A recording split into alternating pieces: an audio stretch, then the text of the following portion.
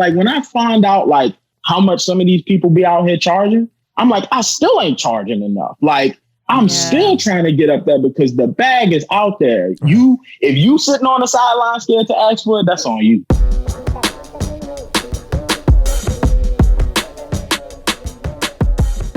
What's going on, y'all? Welcome back to another episode of the Creatives Are Essential podcast, where we have therapeutic conversations for the creative mind. My name is Christina. It's your boy, Mark Lee. Des. And I'm Joe. Walk on, friends. I thought I was actually going to have to reintroduce you because, you know, the person that we have sitting with us today, you guys may not be familiar with this iteration of Mark. In less than 7 days, you know, he's transformed. He's evolving like a Pokemon right before our eyes. You know, this man has popped up with earrings, nose ring, and what you got? What you got there? What you got there, bud? I got a tattoo of your name. It says Christina Jones. Shut up. I love the transformation. I love it. How you feel? like I'm morphing or something. Like a Power Ranger. Your Power Ranger. We went yesterday. He got his tattoo. How was your experience? It started off a little rough, but it was interesting. It was fun. It was cool. Rough how? Just, you know, I had a rough day. Oh, okay. Not the tattoo itself. The tattoo itself, no. Okay. But once we got there, I think for me it was more so like this is gonna be on my body forever. So that the nerves of like I want to make sure it's in the right place. Mm-hmm. Yeah. The right, you know, like it's not crooked or it's just something that I like or I'm trusting the person that's gonna do it. That is spelled right. So and that is spelled right. Oh, that would be me. Like I would be the one to go and get a tattoo and it be spelled wrong. Like, dang it, I didn't spell check. So it's funny because I think I spell check after the fact. What? Like, I don't remember. I thought you did it before. Remember we was after she had already printed it out. I mean. Oh, okay. Oh, right. For the stencil, but it was cool.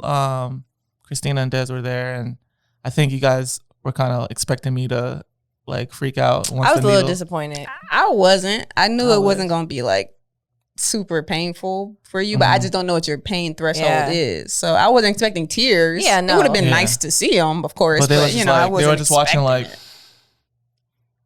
Like a little wince, a little like, you know, something. Yeah, there was like, once she got to the middle, it was like, oh, that was a little. Just wait till you get that sleeve. As soon as she was done, I jumped out the chair and looked in the mirror and was like, all right, what's the next thing? And I was like, no, Mark. You're addicted now. It takes one. But the tattoo is Zephaniah 3:17. The Lord your God is with you.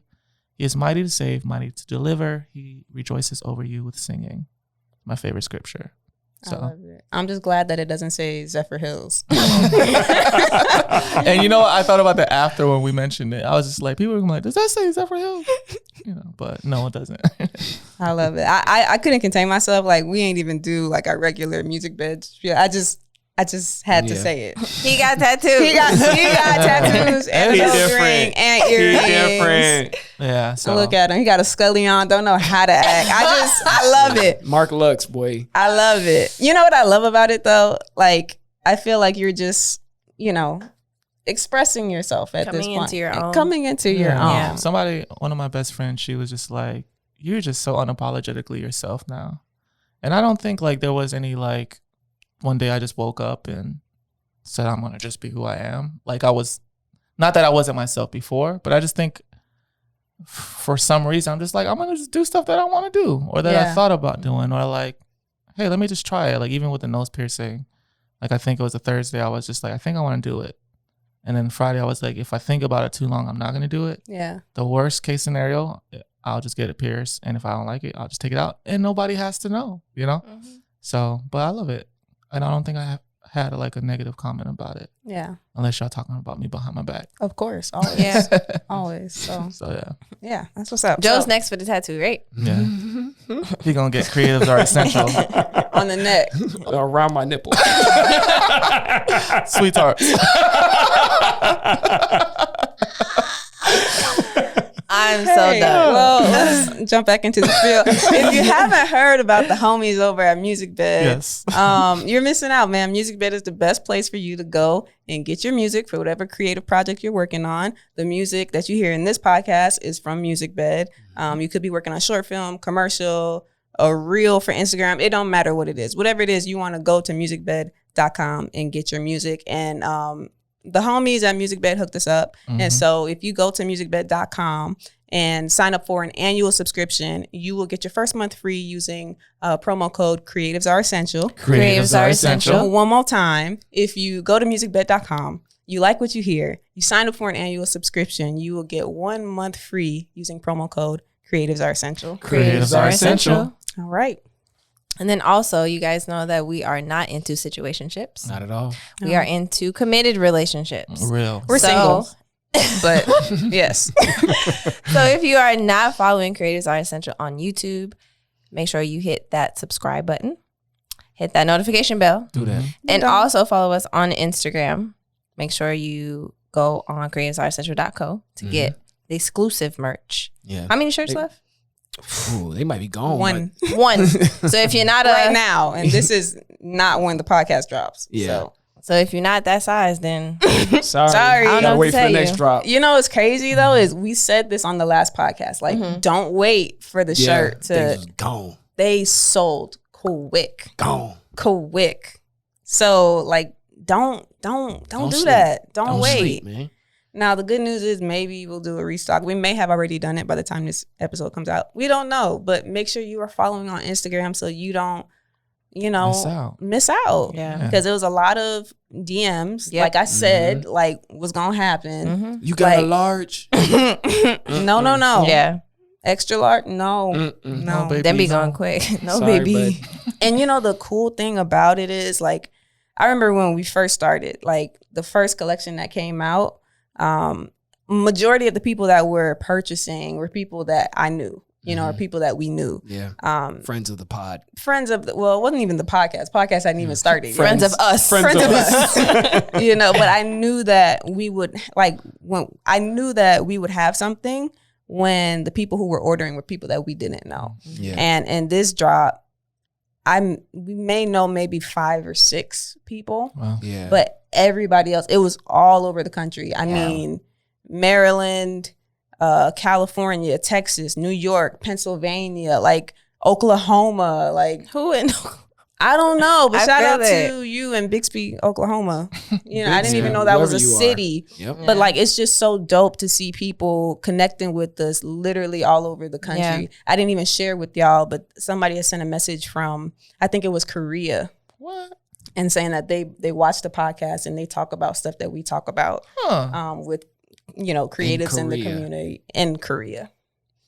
Huh. So, it don't seem like we doing Wait, much. which Korea? That's important. I don't no, know. just kidding. No, that's okay. One of them, One of the Koreas. Yeah. South Korea. not America. So I Korea just thought- Street. International, y'all. right. I just thought that was dope. And Yeah. it's just cool to see, like, the waves of impact Yeah. that this little thing that we do That's here in our crazy. studio is like Yeah. causing. Yep. Touching Yeah. the world. I love it. One creative at a time. One creative at a time. Oh, that's a shirt. Don't steal that. Trademarked for Yeah, Essential Essential Creative. TM.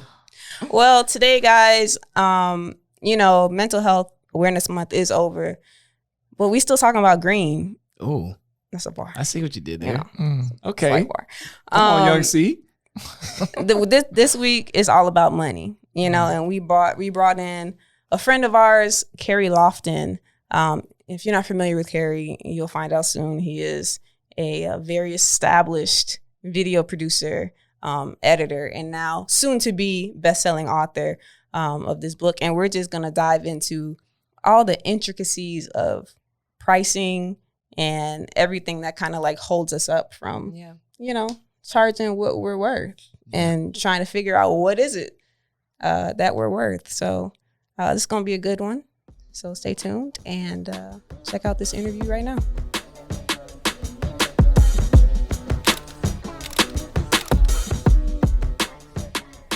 All right, guys, with us today, we have the Emmy Award-winning Yes. video producer Yes, and editor, and now author. Woo. All the way from Dallas, Texas. Okay, we have Kerry Lofton. The Kerry, Right, Kerry Lofton. What's going on? Amazing intro. Thank y'all so much. I'm happy to be here. Yeah, man. We're glad to have you on, man. We're gonna get to. Hold on 1 second. I just want to say this. Every time I see your name pop up on Instagram, I don't know if you heard the song Kenny Lofton from J. Cole.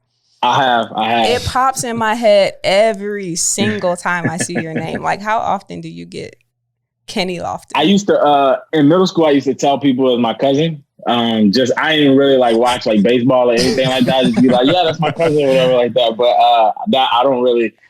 Nobody ever really makes the connection because like Lofton is just such a like random like last name. Besides that, and then that's not even like my era. It'd be different if he like played today or whatever. But so not too much. But yeah, I did used to because I was the only famous Kenny like other Lofton I knew. So yeah, I used to tell people it was my cousin. Notice how you said other famous. Yeah. Right. Other famous. Claim it. That's all. I didn't even catch that. Throughout this whole conversation, I feel like that song's going to be going in my head. Sorry, didn't mean to cut you. No, you're fine. That's great. I'm not gonna lie, I had the same problem too, so I'm glad we addressed it before we got started. Clear the air, so there's no opportunities for offense. So, all right, so we're just gonna kick this off with a little this or that. We'll get to know you a little bit better. So let our listeners know a little bit more about the Kerry Lofton. Kerry Lofton. As Kerry. you said that, I was like, oh, shoot. Yeah, I was like, no, you're right. Get it. All right. So I'm going to throw a bunch of random ones at you, okay? You got to answer as fast as you can. I might throw a Y in there, here and there, just to see how you feeling and what you thinking, okay? All right, cool. I got you. All right, here we go. This or that.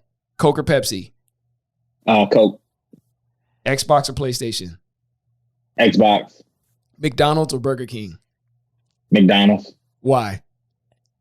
The fries, man. The fries, they be killing Burger King fries. That's it. Facts. I'm Yo, with you. Burger King's fries are trash. Yeah. Absolutely trash. Good morning or grand rising? Good morning. I just feel like Umar if I say Grand Rising. Sidekick or Nextel? What? Sidekick. Y'all remember the sidekick? Oh, yeah. I could never have one. Yeah, I was never with T-Mobile. Me. Watch movies at home or at the theater? At home, 100%. Like, not even like, what? Okay, give me a why. Oh, the best thing ever that came out of the pan pizza that we were in the past couple of years was the fact that like you could like watch movies straight at home, like HBO Max, how they were doing, like they were doing the releases. That was the best thing ever. Cause like the thing about it is like, I was like, I'll pay $20 to watch it right now. Cause you think about it, me and my wife, we go to the movies, tickets gonna be like $35, snacks gonna be $100. You ain't gotta be around people coughing and all that stuff. At home, 100,000, 10,000%. Yeah. Before we keep going, where do we all land on this? I have to agree with him. But factoring gas now too. You know what I'm saying? Come on. So if you have a nice little setup and then you could just roll right That's over and the go thing. to sleep. I think it's if you have a nice setup. Because if you don't, you're going to pay $20 to hear it on the little speakers coming out the TV. Like, you know, the movies theater is an you experience. gotta watch exactly. I'm there for the experience, man. The theaters is just like, I don't know. Like, I think movie theaters give me anxiety, especially like when there's no seat in between you and the next person, and you're like, "Yo, what's up?"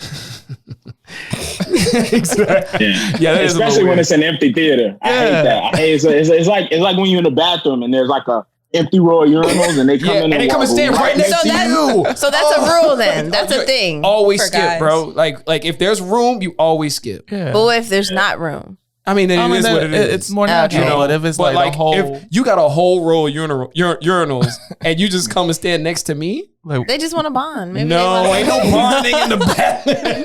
I'm not even Anyway, back to the game. Here we go. All right, here we go. Marvel or DC? Marvel. Ooh, okay. Attaboy. Close one. Okay, this might start an argument. Last one. Drums or flats?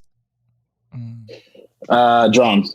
Oh, My man. My man. Flats. flats. Yeah. Are you, Wow. you guys flats? I'm Yes. flat. Oh, that's disappointing.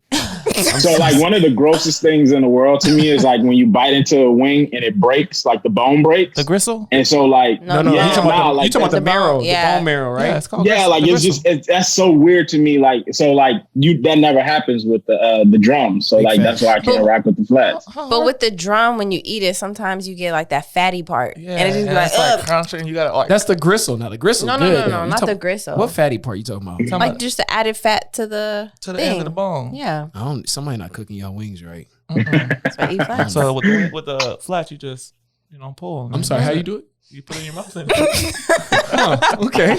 That's. it's one motion. With the drum, you gotta. Is it Right. one motion? Yeah, it's just one. No. Let's just agree to disagree. You gotta break apart the bone and Carrie, I'm so sorry. I'm sorry. I'm This so is not sorry. what we You did say it was gonna be controversial. I love it. I'm rocking with it. This is such a great way to start a conversation. Absolutely. Well, let's start talking about why we're actually here. Yes, please. This book, man, you sent us this book.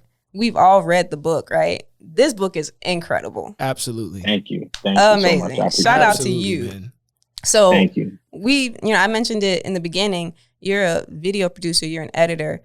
Emmy Award-winning. I don't Yes. want to leave that Do out. not leave off the image. Thank you. Right. Thank you. And you've been doing this for over 10 years. 11. So Yeah. how According did to the you how did you get to this? Like what experiences made you say to yourself, you know what? Like I need to put all of this in a book and this needs to be out there. Yeah, so my journey's been kind of crazy. Like I didn't set out. I wish I could say like I was the guy that like in high school, I always had a camera and like everybody always knew that I would do this. Like I when I graduated, I went to pharmacy school. I was going to go be a doctor. And I literally got to college and was like, this ain't for me. Like literally when I looked at the syllabus. And so I ended up going to college for a couple of years, dropped out just due to some personal and some financial reasons. And so I just it just kind of fell in my lap one day. I had some friends who did music and I was like, I didn't want to be like a studio groupie basically. So I was like, let me just start I was like, I think I might kind of like messing with the cameras and stuff like that. I was like, let me pick that up and just start messing with that. And then like next thing you know, like 10 years, I've made a career out of it. And then I always have kind of had a desire to write a book really for about 10 years. And I wanted to write a book kind of about my story and some of the things that I've gone through. And so I've always kind of like went to write a couple chapters, and then it'll fizzle out and it never really happened. And then like back in the heat of like stay at home and quarantine and all of that stuff, I did this like IG live kind of collaboration with another like social influencer. And so she kind of like put it on me to like choose the topic, and somehow I randomly landed on money. I'm like, let's talk about prices, let's talk about money. Like everybody's always talking about that. It's a touchy subject. Let's talk about it. And like when I did that, it was just like it took off. Like next thing you know, like I was answering like 4 to 5 DMs a week of people who are like, Wow. yo, I got this project come out. Can you help me with my pricing? I got this. Can you help me with my pricing? What do you think I should charge for this? And so I set out to like write like a little PDF 10-page like ebook to help people. I wasn't even gonna charge for it. I just got tired of writing like the same DM over and over again. Yeah. Sat down, started writing. Right. And for real. And I'm too nice. I'm trying to like tailor it to each person and stuff like that. And so I was like, let me just put something together I can give people away free. Sat down, started writing, ended up with like 8,000 or 9,000 words. And I was like, yo, like I can actually like finally make a book. And so that was when I was like, all right, well, let me make the cover. I designed the cover. I did pretty much everything from top to bottom. And I was like, let me, if I'm gonna do it, let me just do it. I'm getting this close. And so then next thing you know, like it really kind of all came together in about 5 or 6 weeks. And here we are. Wow. All right. So you did opposite of what you recommended in the book, because in the book you said never try to wear all the hats. You want to. See, we read the book. Okay. Yeah. Man. Okay. I need you to take your advice. All right. Sometimes, man, it just moved so quick. That wasn't my intentions. Like it moved so quick. I actually had a buddy of mine. He's a graphic designer, Cam Blackman. I don't know if y'all know him. He used to work for the Panthers. I hit him up and I was like, yo, bro, like I put this cover together, but I feel like it's kind of trash. And I was like, can you help me with it? And he kind of looked at it and he was like, man, like I wouldn't really change too much about it. Like he didn't really have too many notes. So it wasn't the plan to do everything, but it came together so quick. I just didn't. Yeah. I didn't have the time. Nah, it looks good, bro. Congratulations. I appreciate it. Thank you. Thank you. So I can imagine, like you said, like there's a lot of people DMing you because the topic of money is just like so taboo. Boy. Like nobody wants to tell people how they price or how much they charge. Like there's only one person, one or two people that I know that will even get into that. And you were very like transparent in this book, which I appreciate, you know? And one thing that I also like is that this isn't just for like creatives. Like it doesn't matter what field you're in. Real. Like everybody should have this book, whether you're just starting out or you know, you've been in it for a while. You know, because for me, I've been doing this for a long time, and it really made me stop and be like, okay, I'm doing some things wrong. Yeah. I need to take a step back and reevaluate. Yeah. So in the book, you talk about how you know, this equation that you have for finding a price, right? What? No, I was just thinking about the part where like there was no numbers in that equation. Right. Can you talk to us about that for the people who haven't read the book yet? Yes. So basically, it's just a way because, like, of course, when I sat down to like write the book, like you said, it's such a taboo subject, and it's really tricky, and that's a lot of what I talk about because most of the people who I ended up like DMing back, like I'd spend these long, like all this time writing these long messages, and they're like, okay, cool, but can you just give me a number? And like, so I knew that would be a tricky part of this book as far as like not being able to give people what it is that they were looking for, because I know they're going to see it and say, oh, cool, I'm a videographer, he's a videographer, he's probably going to tell me I need to be charging X amount of dollars per hour, and it's not that simple. So for me, that little equation was a way to get people to really just understand their worth and their value. Because if you understand your worth, you understand your value, if you understand what it is that you bring into the table, plugging in the numbers is easy. It's easy for you to look and say, okay, cool, an accountant, you know, whatever, they got this salary listed as like $50,000 a year with 5 years of experience. I got 10 years experience. I also have my CPA. So that number has to go up. I'm bringing more value to this company because of what I have added to my resume. So that's why I was like, that first chapter was less about get it out of your head that you're going to walk away saying, oh, okay, cool. I didn't even have to write a book if I was going to just tell people a number. It was more about getting people to understand that. And so when I go into that equation, it's about people looking at their resume, looking at what they've done, looking at the things that they have attached to their career, and then being able to take stock of those things and say, okay, cool, this person in this field, they charge this, but I can bump that up because I bring that to the table. Yeah. And I'm glad that you said that, because I feel like a lot of people who may not have the experience necessary to charge certain prices, they want to come out the gate like guns blazing. That's it. And it's like, okay, look at your resume and let's do the math here, because the math ain't mathing for what you're trying to charge. They just bought the camera yesterday, right? Yeah. They trying to pay off the camera. That's exactly what it is. I'm trying to book them gigs that can pay off the camera. Yeah. I do have a question in that. Like that was one of probably my first, like for the person that like just they're like, man, I really want to get into this area. I just bought my first camera or whatever the thing is for the thing I want to do. Right. Where like how do I like, I know we don't want to get too much into like the book too much, but like, how do I really get that number like solid?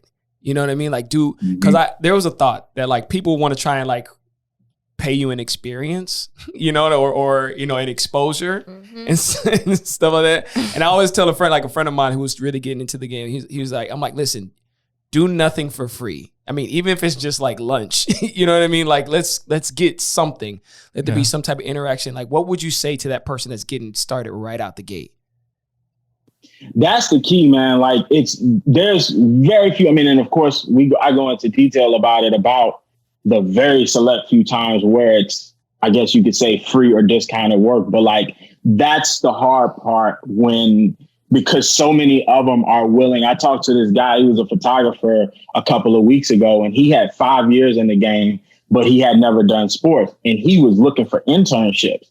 And I was like, bro, you are way past internships. But he was approaching it like these companies, like he owed them something. You know what I mean? Like he wasn't bringing something to the table. So I say, even if you are a beginner, you still should be getting paid fairly for what you do, because you're still providing a service. You know what I mean? Right. And so, I mean, I saw a job posting yesterday.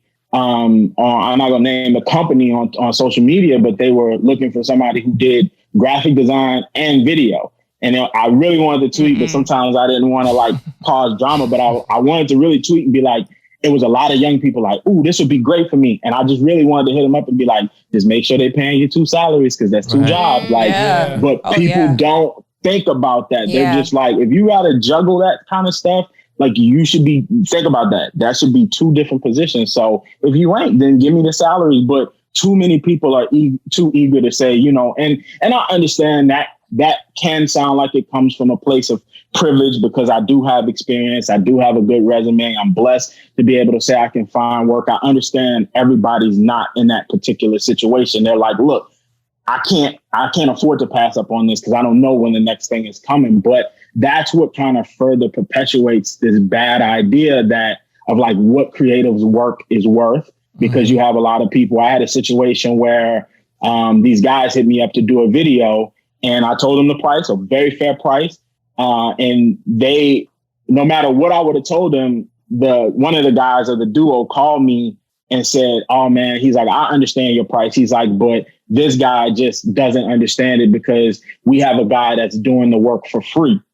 And so, and here's the thing, here's the crazy part. I showed up and the guy was on set, and I'm thinking it's going to be some high school kid with a flip video camera.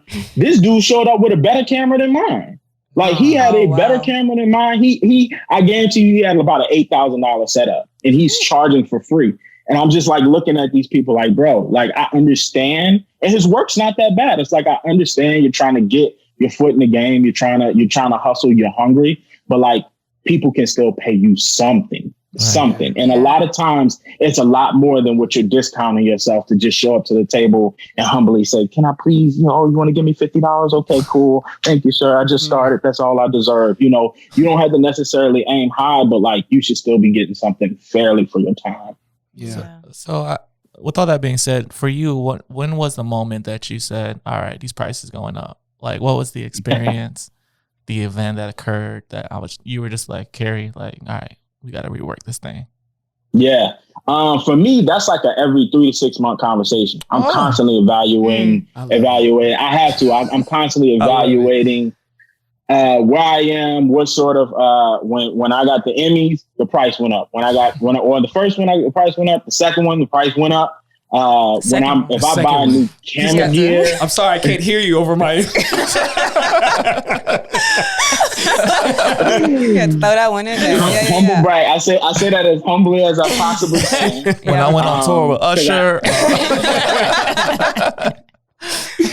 No, it's a fine line, man, because I'm not trying to flex, but again, like I said in the book, like you worked hard for these things, right? Like they have to work hard for you, because y'all are my peers and things like that. So of course I'm not trying to flex on y'all, but best believe when I get into these meetings with some of these potential clients, I'm throwing everything I can, because that's stuff that's allowing me to stand. And then like when I present my value, they're like, okay, cool. Like I have a case, I have an argument for that. So when that happened, my price went up. If I invest in new equipment, like I bought a red camera last year, like, so my quality went way up. So the price, of course, had to go up. So I'm constantly evaluating, where am I at? What am I doing? What kind of work am I doing? What's my clientele? If I'm looking and I'm like, okay, cool. Like last quarter, I did, maybe a few local businesses or whatever. Maybe they paid me well, maybe they didn't.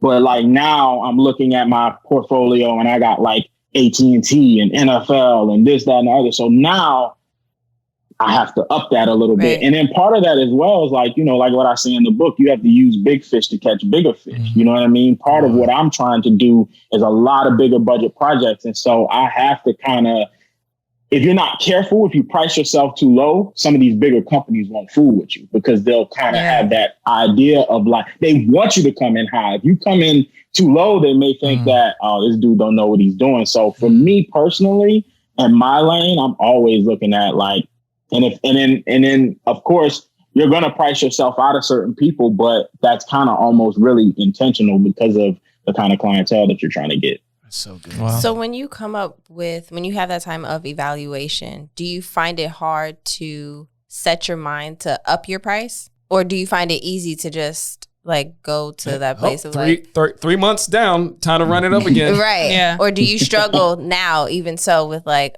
should I up it to this price or?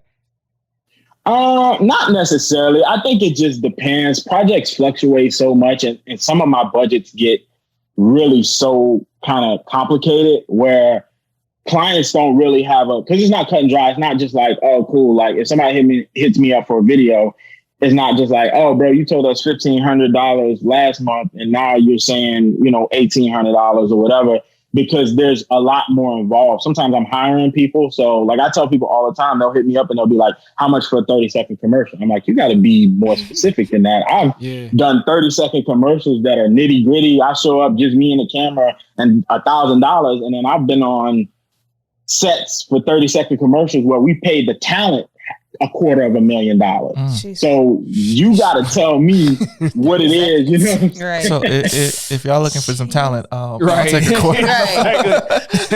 of $1 million. So, nah, seriously, and it was for like literally, I mean, it was for an 8-hour day, but it was probably about an hour and a half worth of work. So that's social media influence for you because this was a social media influencer. So, but so it's a little harder. It'd be different if it was like I was selling T-shirts and somebody came into my storefront and the T-shirt was $30. And then the next month, the T-shirt was $60. And they're like, yo, bro, what the heck? These, whatever. It's a little bit different because I'm constantly like every project is different. So I'm putting together. That's one of the reasons why I don't do price sheets. I don't have a price sheet because I get hit up all the time and people are like, yo, what's your price sheet? I'm like, I cannot put myself into a box like that because I'm going to tell you, oh yeah, 30-second commercial, $1,500. Then you got me running all around the city, 10 different locations. I'm going to spend that on gas. And now I've made minimum wage. So every project is different. So I can always kind of like slip those price increases in. And rarely people are questioning it because that's the biggest thing. If you are on your game, if you are giving people great quality, I've never heard anybody complain about paying a bunch when they were satisfied with the project. It's only when you're out there putting out like mediocre stuff, let's be honest. And then people are like, hey man, I could have probably got that somewhere else for half the price and don't really matter because like it didn't hit how it was supposed to hit. Kerry, can I be honest with you? What's up? I just feel like let me not put everybody in a box. Let me reference the book. So you talk about even going through a contract. And I think you mentioned that sometimes it'll take you like maybe a couple hours to put a proposal together. I don't really think, a lot of creatives have that dedication to sit down at a desk and itemize everything and think everything through. And that hurts us. Yeah. That, you know what I'm saying? So like, what do you say to the creatives who aren't taking that time to really just sit down, because that's a lot of work. And do you, another question is, do you factor that time that you're spending to write that proposal into the budget? Yeah, so I definitely get my money on the back end. Like it's definitely worked in there because a big thing, like a big part of it, and this is really just a switch flip, especially for like my photographers and videographers, the pre-production days. So like people, like the industry standard is 2 days of pre-production for every day of shooting. And so what that is that's meetings, that's location scouts, that's picking up equipment, prepping equipment, all of that stuff. And so usually you're budgeting, like I'm going to get my couple of hours back, but it's like if you were going to go like run a marathon and you said, no, I'm not going to stretch. I'm going to just go out there and do my thing. Like, you know what I mean? Like I'm always more prepared for a project if I sat down and I've ran through the details and I've thought about like, yeah, okay, I'm gonna need to rent this. I'm gonna need to hire this person. So number one, even if the client didn't require it, I'm gonna do it for myself because it just helps me approach it. And now I'm not showing up to set thinking like, oh yeah, we need to get this shot. I really wish I had a gimbal dang, like, you know what I mean? So like, that's a big thing. Like, so we're going to walk from one end of the hall to the other. Right. I'll put the stabilizer on and post. Warp stabilizer. Yeah, you got that wobbly footage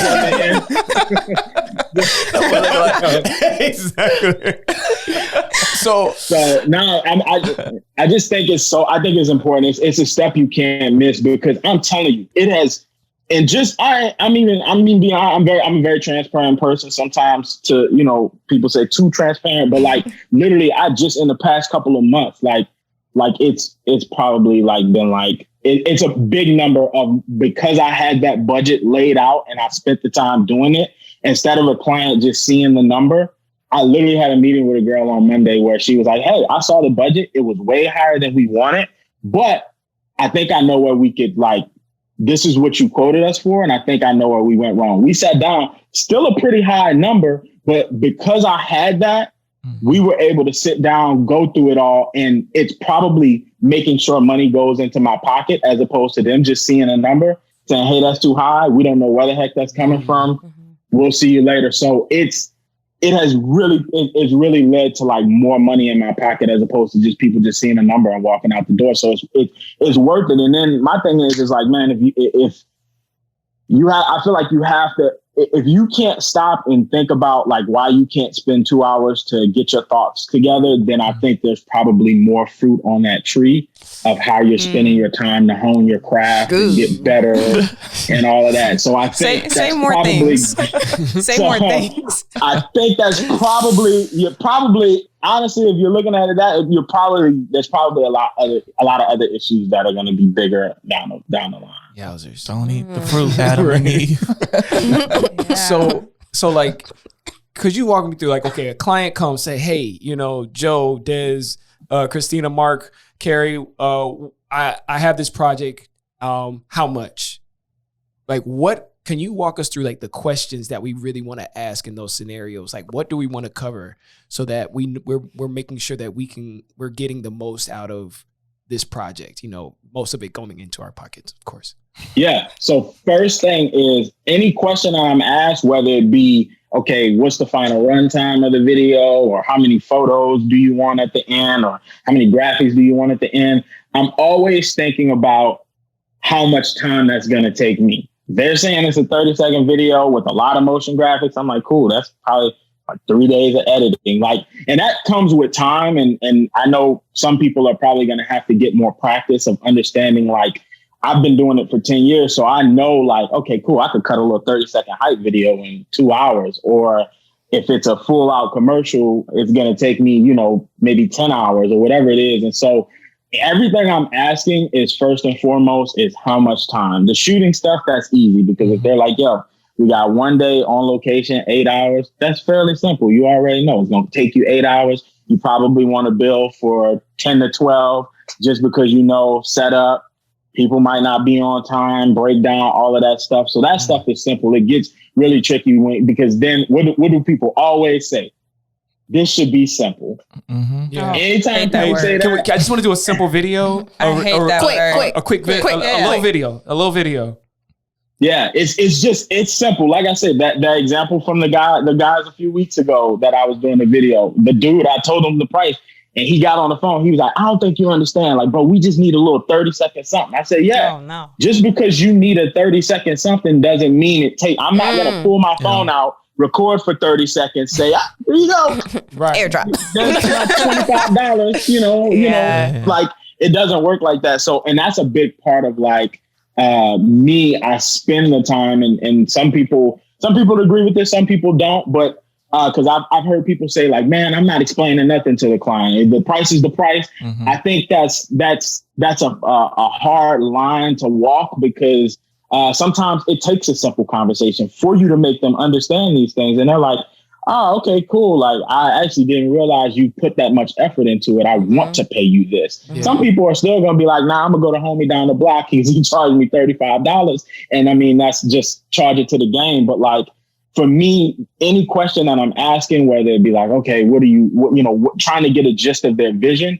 is always how much time I'm going to spend. Because at the end of the day, nothing else really matters. Whether it's whatever the final product is, you just have to understand that if they're like, yeah, I want a 30-second video, but I want like the Lamborghini to be flying through the air, and I want this and I want that, and it's motion graphics and blue screen. You're looking like, okay, cool. Like this 30-second edit is gonna take me 80 hours. So you know what I'm saying? Like I have to charge accordingly for that. So I think people underestimate their time. I talk to a lot of people, they underestimate their time so much because they're like, man, I could, and it's a simple question I always ask, and I say, okay, yeah, you could do that in 30 minutes. Now be realistic.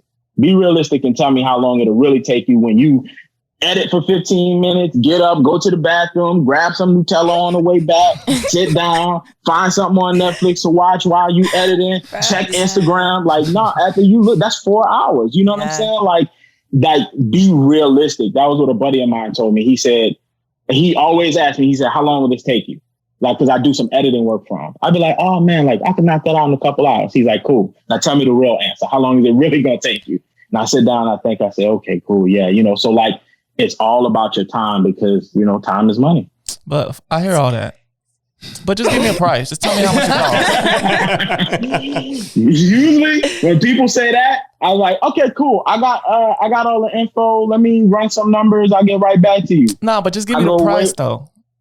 And then this I do. I said, I got something to get right back to you. I said, I can't give you a price right now. I walk away. I go get a snack or something like that. Send them an email. Hey, after checking my schedule, I don't think that this project is going to be right for me. Best of luck on finding somebody that can help you all out. Have a great day. If anything changes, because I'm not afraid to. I'm not like, if I see any red flags, I will. If clients are being pushy for, if all you care about is a number, that's a red flag to me. Because at the end of the day, that tells me you care nothing about value. You care about price. You don't care about value. If you're just trying to see a number, then I know that we're going to have, it's been probably about 8 out of 10 times where that client, if I do end up continuing to do work with them, they're going to be a headache. And I'm going to wish like I would have just told them no. So that's something that I've grown and gotten better at, is saying, nah, these people ain't it. So I'll send them a nice little email in 15 minutes and say, hey, I'm not the right person for you. Best of luck with everything. Hope you all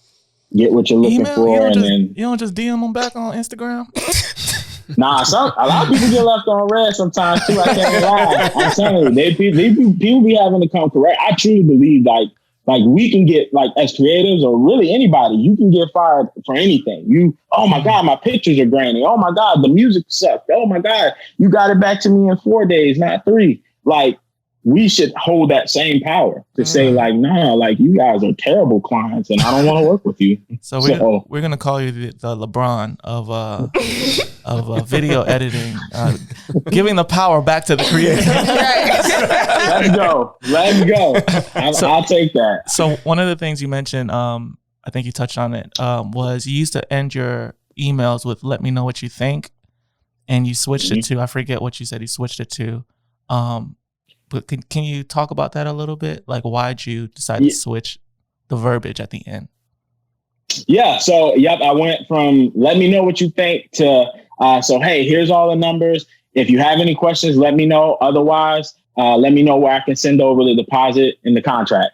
And what that does is it kind of like steers the conversation in a nice way towards them being able to feel like, okay, I can ask questions if I want, but I can't question the price.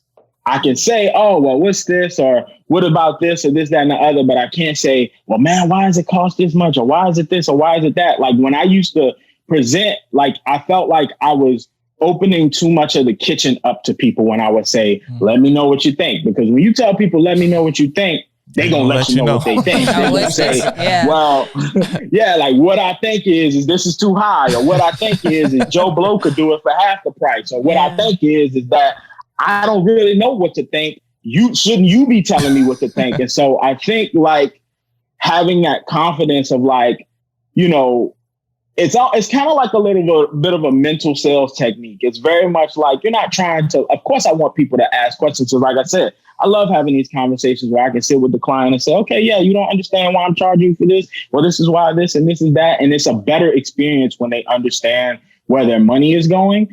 But also, I don't want to open up that can of worms for them to just be like, well, man, shouldn't it cost this or whatever? Because that's that's not your lane. So like I said, I just ended with, hey, let me know. And a lot of times people will say, okay, yeah, send the contract over.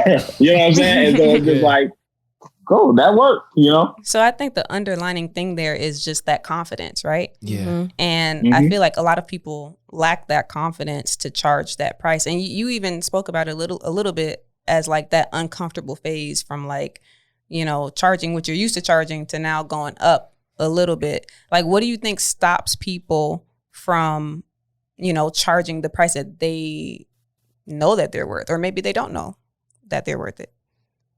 I think fear is the biggest thing. Fear of, if I charge too much, then they say no, then I'm out of money, you know, and I wish I would have just took 500, even though I really should have been asking for 2,000, and 500 of that money undervaluing myself is better than no money in my pocket at all. So I think fear, and I think people really just can't believe it. I sat down with a friend and I was telling her, I was like, yo, do you know that, like, for what you're doing and what you have on your resume, you know, she might be making, I don't know what the number, I know it's not, I mean, it might be like 50, 60 grand a year, but I'm like, yo, you know, you could go to like one of these creative agencies and be making like over 100 grand a year. And she's like, I can't, nobody's going to pay me that much. And I was like, I really can't tell you. Like, that starts with you. Like, you have to walk into them rooms and believe it, because like that quote, that stat that I put in the first chapter about how many people don't even negotiate their salaries on a job. Yeah. 79% of people don't negotiate their salaries. Like, they just sit there and it's like, oh, cool, this is this. And you don't even realize, I don't know if y'all remember that tweet that went viral about that lady, that hiring lady on Twitter, where she talked about, she said, oh, I had $100 and something thousand budget for this job, but the lady only asked for 60. So I gave it her 60. And everybody was like, man, like, that's kind of messed up. You should have gave her the 100, like whatever. But like, these companies are set up to, like, they got to make their money too. Bargain. So you have to come in there and you have to have that mentality of like, this is what I'm worth and I'm a fight. I was very honest about my dealings with the Cowboys. And when I sat down and how they tried to lowball me, and I was like, sorry, this is what it is. And I could have risked not getting that opportunity, but at the end of the day, what's for you is for you. Like, you know what I'm saying? Like, I believe that the Lord is ordering every one of my steps. So if I didn't get that job, it was because I wasn't supposed to be there. But what I'm not going to do is allow a spirit of fear to step in. And now I'm in there. And then you are frustrated with everything you're doing because you know you're being underpaid. So I think people just really have to, and it helps when you know, like, you done been somewhere where you talking to somebody and you like, you know, whatever, like, oh man, how much they paying you for this? I'm getting paid $1,500. What? I'm getting paid $750. How? I just asked for $1,500. Like, bro, when I find out like how much some of these people be out here charging, I'm like, I still ain't charging enough. Like, I'm still trying to get up there because the bag is out there. If you sitting on the sideline scared to ask for it, that's on you. But that's the thing, though. I think it's exposure. Because if you're not around people who are making that money and who are transparent about it, you don't even know what's out there for you. But even like just with like reading, like just starting out, like when I got through the first chapter, right? I'm sitting here looking like, okay. Like, I've always had this issue like with price. When I especially early when I started, I remember I did a whole shoot with this lady, right? Had 2 outfit changes at the beach. You know, we're doing action shots, we're doing poses, we're doing all this $50. stuff, right?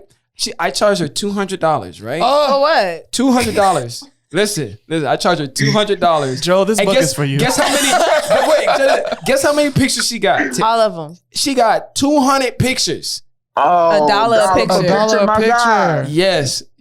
Those slave prices. Listen, no, real talk. Because I had to thank God. Listen, that boy was in the prison system. Hey, click it. But thank God for the mentors I had at the time. They were like, yo, you're telling me your pictures are worth $1? Is that what you're telling me?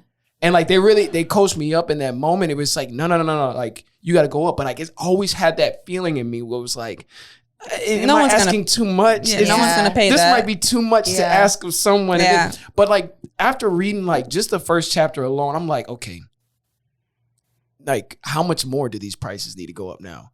You know what I mean? Like, there was a confidence, I think, that even came over that, where it's like, no, you've put in the work. You know what I mean? Like, you've earned the spot that you're in. And now you have to be able to say, okay, because I've done the work, because I did that, I have to be confident in that. I sent another email, like 2 emails. I'm like, oh, no, this the price. Send. And like, I remember I told myself, I'm like, no, like, this is what it is. Yeah. Like, you got to be confident in that. And it just really stirred up this like new level of confidence in that, because I earned it. You know what I mean? I have a question. You guys have something to say? Go ahead. No, you good. So this might be another book, maybe. But with all this being said, this is kind of off the topic. How does this apply to family and friends? Ooh. Yeah. That's we got a good answer for this one. That's a volume 2. Yeah. I'm listening. Go ahead. Yeah, please. Go ahead. Listen, the thing about it is, man, I guess, I don't know. I think it's a touchy subject for sure. But I think, for me, and people might call it cold-hearted or whatever, but like, the price is the price. Again, that's why I did that chapter about discounts, because if the discount is not mutually beneficial for me and the person receiving the discount, then I don't do it. And that's a guideline that I just had. If my buddy, if the only reason why you're getting a 30, 40, 50% discount is because you got the geographical location to go to high school with me, how does that benefit me? So grandma, baby, you gonna charge me $1,500 for some retirement pictures? and see, something like that is like, okay, cool. Like, I would look at that and I would take that and I would say, okay, cool. Like, honestly, like, I can look at that and say, okay, if that's my grandma, like, I know she's giving me more than $1,500. It's more, and it's less about it. And again, it just depends on the situation. If it's just somebody trying to like line their pockets and don't want to pay just because they know you, then I'm not going to be apt to get that discount. But if it's like, we have a friend of ours that she started a business. She's so talented. She does like these like custom, like she'll take like a bag of chips and like take the chips out the bag and do like custom designs for like birthdays and stuff like that. And it looks like the actual bag of chips, but it'll have like names and characters on it. And so like, I told her, I was like, yo, like, I knew she was trying to start the business. I knew she didn't have a lot of upfront capital. I was like, yo, I believe in this, what you're doing. Like, I will shoot all your product photos for free. Cause she had like iPhone stuff on her website. So like, that's something where it's like, I'm sewing into somebody who like sold into me. Yeah. And they're not just trying to line their pockets. She didn't do 100,000 in revenue and then came ask me for a free photo shoot because that's my homegirl. She is trying to build her business up on the right foot. So I'm going to invest in that versus you got some people who are like, they selling $100 t-shirts and they want you to do a photo shoot for them for free. And it's like, come on, man. Like, if you eat, I'm eating, you know what I'm saying? So that's really how it is. But like, man, I guess to me, I keep my circle really, really small. So I guess that's an added benefit of that. But it's tough. I just tell people, man, they got to use the best discernment and just don't let nobody take advantage of you. I don't care who it is. I don't care if they got your last name or not. If they getting bread, you should be able to get a bite. That's we gonna add Bishop to your right. You felt that? You grew up in a Pentecostal church, Bishop Kerry Lofton. That's a bar. Sheesh. Yo. Okay, so much here. I know. I'm just taking. I'm trying to take it all in. Like, this is gonna be one of those podcasts where I go back and listen to it a couple of times. I appreciate y'all. I have a question though. So in the book, you mentioned it earlier, like using the big fish to catch bigger fish. So like leveraging those opportunities where maybe you're charging a little less to get the bigger opportunity that comes off of that. How do you determine what situation you're in? How do you determine what's the big fish that leads to the bigger fish versus the person that just wants to leverage their name, to get you to charge less? It's kind of like going to Vegas and just putting putting it all on red. You know what I'm saying? Like you have to kind of, it's a gamble. It's a little bit of a gamble. And that's why you have to do your due diligence. And that's why these conversations, a lot of times, like I'm having like, if it's a bigger client and I'm like, okay, cool, I do think this person might have a pretty big budget or whatever, or they a big name and you think they might have a big budget and they end up being cheap, because that's happened before too. I'm having like probably 2 or 3 conversations with them about just the project in general before we even start talking about money. And so in that conversation, not only am I asking questions to get an idea of how I'm going to price this thing, but I'm also getting a feel for them. Are they a decent person? Like, are they like, do they feel like they're grimy? Like, do they feel like they're like gonna like be shady? Or am I like, yo, no, like I kind of like actually vibe with that person. You know what I'm saying? Because like there's been situations where people gonna pay me what I wanted them to pay me, but they grimy. And then there've been people who like can't pay me what I want them to pay me, but they're the best people on earth. You know what I'm saying? Yeah. And so you just kind of have to vibe off of those conversations. And usually that second scenario where it's like, oh, I can't pay you what I want to pay you right now, but like I vibe with them and I just kind of have a good feeling about it. Then that's when I'm like more apt to take a gamble. And I'm not letting them, like I'm not doing the work for free, but what I might do is I might like eat some of the costs. You know what I mean? Like I might say, okay, cool. I know this project is going to be, you know, because when I'm doing like editing and stuff, like that stuff is my time and I know I can't get my time back, but it's not like I'm actually losing money where it's like, okay, cool. They can only pay me $5,000 and then I go spend 20 to hire a bunch of people and get it done. And now I'm actually in the red. I try to only gamble with the stuff that doesn't actually cost me anything but time. So I might say, okay, cool. I'm gonna spend a little bit more on the edit, even though they could only afford like half of what that edit might be.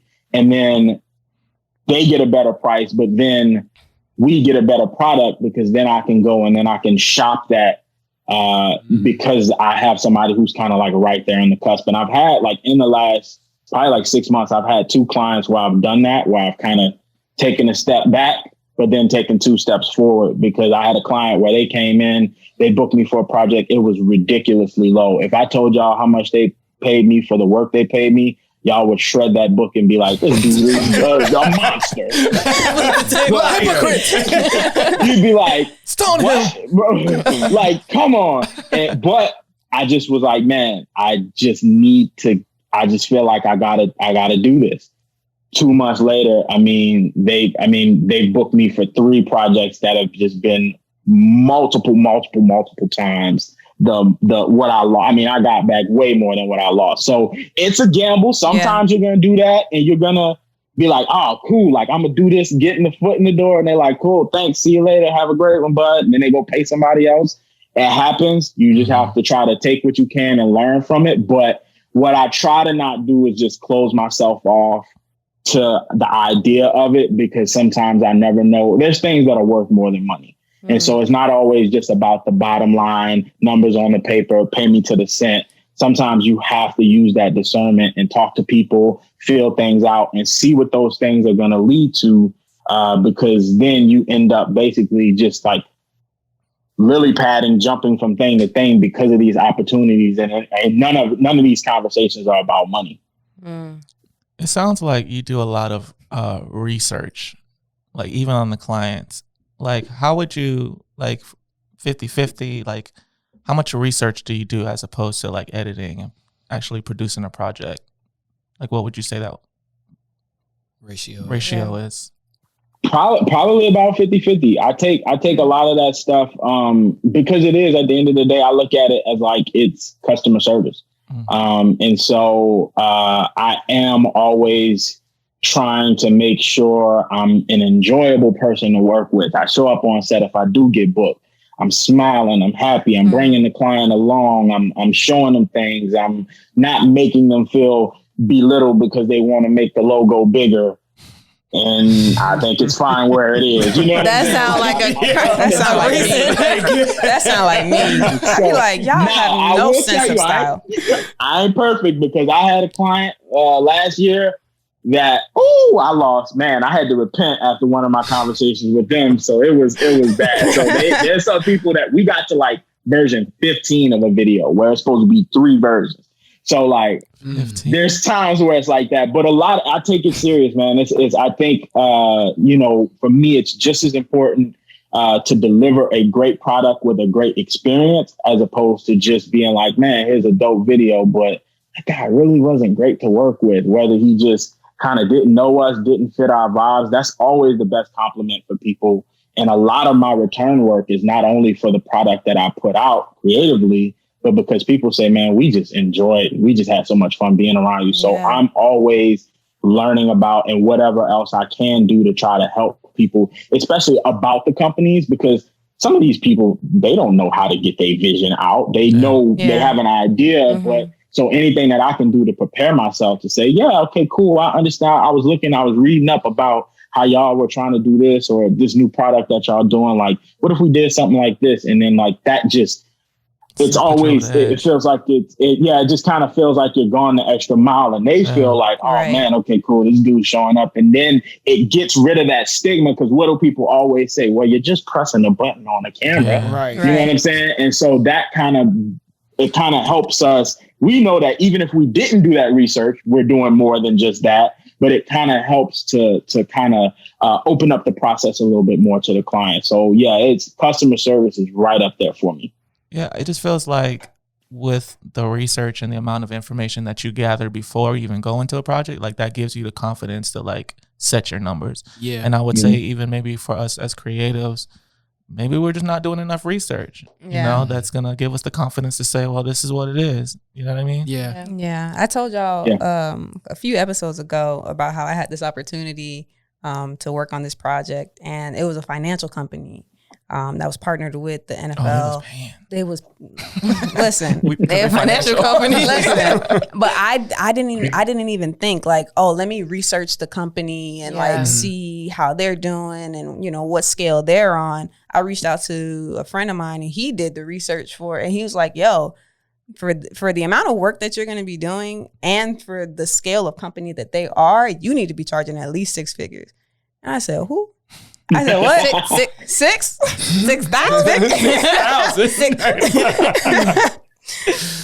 You know, and I've been doing this for a minute, but again, like I just didn't even know that was like a thing. But again, it goes back to the research and being confident enough, not only in what you bring to the table, because I know that I can deliver, but like knowing that the company has the money to pay it. Right. You know? Yeah. All I'm saying All I'm saying, Christina, is when you get that bread, just let me get a bite. I knew you was going to say that. What were you going to say? No, but I was saying like going back, because I know we were talking about it and we kind of moved past it, but like that's why it's important for us to have these conversations amongst ourselves. And that was part of like what the goal was for the book as well, was not just for people to say, oh, let me read the book and like Kerry be my source of information. It's for us to all talk to each other and say, yeah, bro, they paid me 20 grand. You should be charging that too. You know what I'm saying? Yeah, bro. Like this, like I'm telling you, like I've heard of like, you know, like people like charging companies $75,000 a month retainers. Like, you know what I'm saying? Like video production companies a month, 75,000. Like I'm telling you, I know for a fact that is an exact number. I can't say where it is because of legal purposes, but I know for a fact. So how can I not get up in the morning, look in the mirror and say, well, what's different from them? Somebody gonna pay them $75,000 a month. They could pay me $75,000 a month. And so we have to have these conversations to know, and it's not pocket watching. We gotta open that up, especially us in the Black community, because we have to like be able to say like, nah, bro, like you need to be asking for 6 figures for that job. Yeah. Because like if we don't, like nobody else is gonna tell you. And these companies then ain't gonna tell you because again, sometimes you gonna send a proposal and they be like, hey, if you'd asked for double, we would have paid it. Yeah. I remember when I did a collab with a company, it was my first real company. And I remember texting you, but they asked me like my price, and this is before I had like a media kit or whatever. So I was like, I don't know, should I do this? And I entered an amount and then backspace. And then I went through like several, and then I finally landed on a number, and they responded so fast. Bro. Dang, Christina. Bro. Lock her in. I was like, dang, you know? Listen, that's happened to me I didn't even hit send yet. I remember my first bigger branding project. I did a logo design, a website, a video. I had consulting hours for $3,000. They ain't never said yes to anything quicker, but I had never charged that amount before. So Cash I'm like, check. right, and I'm like, EBT, wire, EBT, Cashapp. oh, it's almost embarrassing now. Right now. Yeah. And influencers, yo, I just saw a screenshot of somebody, like there's this one guy, Carlos Harris, I think his name is. Yeah. He's very transparent with his stuff. He put a screenshot of some deal that he did for $15,000 for like a reel. But it's like you would never even imagine like that's the type of money that these people are making. Because I think the thing is, because I'm learning a lot, right? I'm just sitting here and taking it all in. A lot of it just comes from like, am I good enough to charge that? Yes. You know what I'm saying? Like, and I know you talked about it in your book, but that whole imposter syndrome thing, like, am I worth $15,000 for a reel? I think it goes to what you said, Kerry, about even once you go to that next level, you know what I mean? Like there are gonna be clients that fall off. You know what I'm saying? Yeah. But it's like you put yourself on a new threshold of people who are willing to pay that. Yeah. You know what I'm saying? So yeah. Because I remember at first I was really excited for here's free product. I'm like, free me? What? I get a t-shirt, you know? And then I just made that mental shift of just kind of like, I'm done doing like, I don't want the product. Right. Like that's not the driving force behind this, you know? Right. So I have a story. I actually shared this with Christina and Des. So there is a company that actually reached out to me to send me product. And I was like, bet, free product? Me? Same thing, same experience, right? So they sent me the product. I did a whole like 30-second reel or something, and I sent it to them. So then they reached out to me again, and they were like, hey, we want to work with you.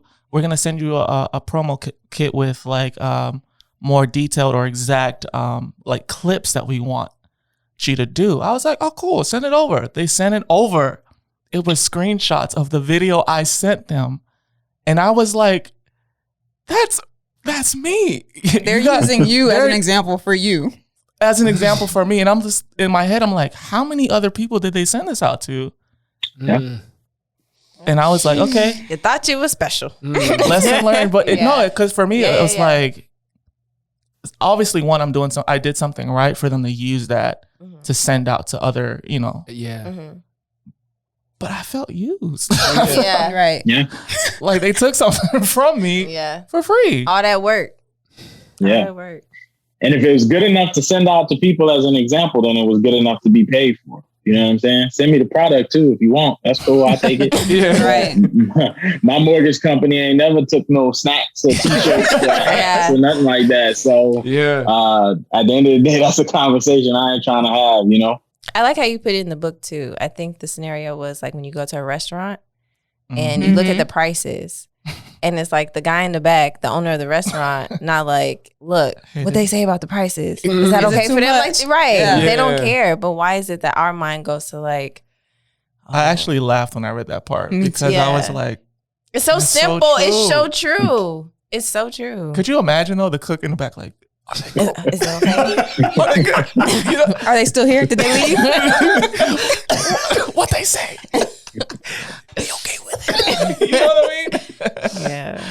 That's so good. But bravo man. on this book, man. Yeah, man. I have a Thank you. question real Thank you. quick. What's the craziest money story you've had with a client? Like, what's the craziest experience? I just had to sue somebody. That was fun. I had to sue him. And the crazy part about it is so it was for a company that I ended up getting paid. I took a little bit of a loss because I kind of settled, but it was on me because I did this work for this company. I didn't know the company personally, but I knew the person who kind of connected me with them, and we did some work together. And the first time we did work together, she didn't really ask the price, and I kind I asked my homegirl who connected me with her. I was like, yo, what's the deal with this chick? And she's like, yo, whatever you gonna say, they gonna pay it. So I was like, cool, I got no problem. So we did the first project, sent the invoice, they had no problem, they paid it. So like when it came time to do work for this next company, I'm just assuming it's the same thing. So I did the work, I did like 2 videos, a bunch of photos and stuff like that. And it came time to pay. I sent them the email and with the invoice, and like they text me and was like, yo, like this is like really expensive. It wasn't. Trust me, it wasn't. And so I was like, now mind you, these are people that like, they like, and like a week after they sent this email saying it was too expensive, like they posted that like they had just bought like a brand new G-Wagon. I'm like, okay, that's inflation right now. That's a $210,000 truck. I'm like, your note is the note is more than what I'm asking for. And so like they just, as we were going back and forth, like they just decided to like stop responding. So I was like talking to somebody, and like I don't know why, like I took it really personal because I was like, y'all ain't gonna be driving around in no G-Wagon and pay me. Like, I was like, nah, it ain't gonna happen. So, like, I just didn't want to let it go. So I was talking to a buddy of mine. He owns a production company out here. He was like, bro, sue him. He's like, it costs like $30. You file it online, sue him. So I was like, I looked into it, and I was like, sure enough is. And so I paid like an extra $20 to get the sheriff to go get him served at it was a store in the mall. I paid the sheriff to go serve. I wish I could have been a fly on the wall watching the sheriff walk into the store. So the sheriff went in the flight club? Nah, it wasn't. It was similar. But I got an email back because I was tracking it online. I was watching it online. It was like a Netflix show. I tracked and I saw it was like served at like 11:37 a.m. Wow. I got an email at like 11:46, and it was like, hey, we just got the papers, blah, blah, blah, blah, blah, like whatever. They were a lot more communicative than they were. I mean, this was now, mind you, this was over a span of like 6 months. Like it was taking them. And I was telling the girl, like, she was in communication with me. I was like, yo, if this would have been anybody else, I would have like, whatever. And then they were going to end up paying like way more because I was asking for late fees and court fees. Like they were going to get hit. And so like she ended up being like, you know, whatever, I will give you this. And I was like, you know what, I'll eat some of that cost because it's my fault for like not presenting that cost up front because of my previous dealings with this girl. But yeah, so that was probably the craziest thing. So like, if people ain't paying you, go sue them because 9 times out of 10, you won't have to go to court because people just don't want to. Because that was when my homeboy told me. He was like, bro, when I had to sue somebody, he's like, it never goes to court. They just don't want to. Yeah. They don't want to have to deal with it, and they just think that you playing. You know what I'm saying? And then as a business owner, they can't because what are the first thing they ask you on a business loan? Do you have any personal suits against you in the last 10 years? So like they were going to screw their whole business over, you know, really a couple $1,000 if I'm being honest. Like, so $10,000. So yeah, if they're playing with your money, sue them, and you won't have to go to court. You'll probably get your money a lot quicker than if you just keep sending them emails begging them to pay you. Yeah. Joe over here looking like he got somebody he want to sue right now. now. I'm just $30. So happy that, Joe, I got $15 on it. Let's get the sheriff. Let's get the sheriff 20. Right. Oh my gosh, man. It's great. Just so much good stuff, man. I'm learning a lot. I appreciate that. This has been great. That. I'm glad that you put this together. Yeah. Because this has been, this whole conversation has been amazing. But yeah, if you don't have this book, you need to go ahead and get it. Okay. Money Talks, How to Confidently Price Your Work. Tell them where they can get the book. So it's on my website. I got a few copies left. I'm almost sold out of my runner copies. You can get it on Amazon if you just search my name or the book title on Amazon. They'll prime it. You'll get it in 24 hours. You can get the ebook. It's on Prime now. It's really kind of been up there. Yeah, so it's really kind of been up there. I just wanted to do that first run through my own website, kind of control the first run of copies or whatever. But now you can order it on Amazon, so we can start shooting up the charts, and I can hopefully add #1 bestseller to that to some of the list of the things that I've done. And the price goes up again. Again, right? Oh, Again. yeah. I love it. Yeah. That 6-month evaluation. You're gonna be waiting at the computer like, Yeah, he's Right. So let me know when I can hit send. Let love people it. know where they can connect with you. Instagram, Kerry Lofton. Twitter, I'm kind of on Twitter, but I've been on my burner more than anything, so I wouldn't say go there. And my website, kerrylofton.com. You can tap in with me. There's a contact form if you want to get some work done. I do travel, trying to get up out of Dallas because it's hot. So, yeah. But, shoot me a DM. I love talking about this stuff. I love helping people. If you buy the book, you want to chop it up. I'm about to start getting into some like one-on-one career coaching and price consulting as well. So I'm about to start offering people basically the opportunity. I've done a couple trial runs where I've literally sat there and put the budget together with people. They leave from these sessions with like a full budget that they just put it in an email and send to their clients. So I'm about to start doing that. I just really want to keep this conversation, breaking it open and really help my peers, get to that bag. Yeah. we might have to That's have so him on good. for part 2. Seriously. I mean, and right now, though, you could just stay on because we got some questions you can ask him Yeah. offline. For ourselves. Before you start your consultations, And if you want to invoice anyone, send it to Josted.